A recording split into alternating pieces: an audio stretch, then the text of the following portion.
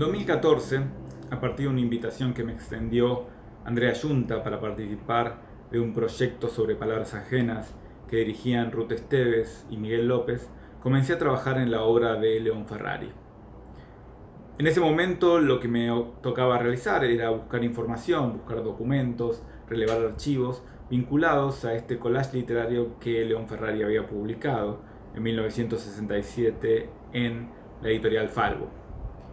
Recuerdo vívidamente lo que significó para mí, la emoción que me representó entrar por primera vez ese archivo custodiado por la Fundación Augusto y León Ferrari. Se trataba de cajas y cajas con recortes de prensa, con recortes de frases, con recortes de imágenes que León había utilizado una y otra vez a lo largo de su vida. Y había varias cosas que me fascinaban de ese archivo. En primer lugar, me fascinaba la cantidad de horas que León Ferrari había pasado recopilando todos esos materiales, guardando todos esos materiales. Pero también me fascinaba pensar todo lo que León Ferrari había hecho para conservar ese archivo. Ahí había materiales sobre los años 50, 60, y si uno tiene en cuenta las experiencias que le tocaron vivir a León Ferrari, resulta extraordinario que le haya podido conservar toda esa documentación. Ese no fue el destino de todos los documentos que León Ferrari apreciaba. Específicamente, mientras hacía la investigación de León Ferrari, recuperé una fuente donde León Ferrari, una entrevista que León Ferrari que es realizada por Fernando García, donde León Ferrari decía que los recortes para palabras ajenas, de los cuales teníamos unas fotografías que había conservado su hijo Pablo, él los había guardado en el mismo depósito donde había guardado el avión, al momento en que León Ferrari se fue al exilio, se exilió en Brasil durante la dictadura militar argentina. Cuando León Ferrari regresa luego del exilio, puede ver que ese archivo había desaparecido. Puede recuperar el avión y por eso el avión está todavía entre nosotros, por eso podemos verlo todavía el avión, pero el archivo de palabras ajenas había desaparecido. Sin embargo, León Ferrari no dejó de realizar collages literarios. León Ferrari siguió recuperando todas esas frases tomadas de libros, tomadas de noticias de prensa, de diarios de todo el mundo, y volvió a realizar otro collage literario.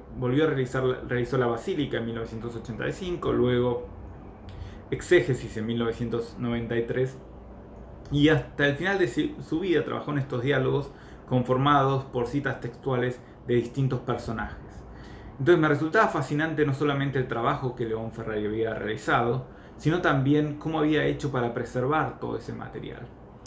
Y los materiales, alguna parte de ese archivo que se había preservado gracias a la participación de sus amigos.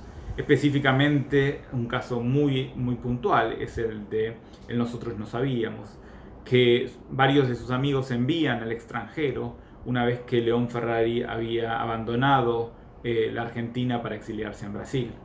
Son sus amigos los que le ayudan a León a preservar ese registro que muestran como la presencia de la violencia política y que muestran la complicidad y que muestran cómo no es posible el argumento del nosotros no sabíamos con respecto a los crímenes que había realizado o que estaba realizando la dictadura militar en ese momento. Y ese es el último aspecto que del archivo de León Ferrari me fascinó tanto. León Ferrari no solamente tenía ese archivo porque era el registro de su vida, sino también porque era el registro de una causa, era el registro de un proyecto político. Y en ese archivo podían encontrarse las pruebas por ejemplo, de la complicidad entre la violencia política y la violencia religiosa.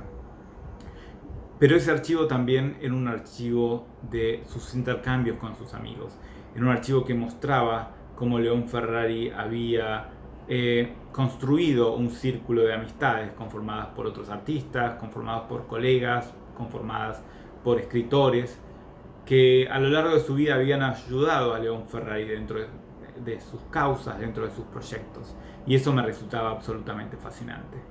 El archivo de León Ferrari es un archivo increíble en términos de lo que nos permite reconstruir sobre la escena cultural, pero lo que nos permite también reconstruir en cuanto a los círculos de vínculos que León estableció a lo largo de su vida.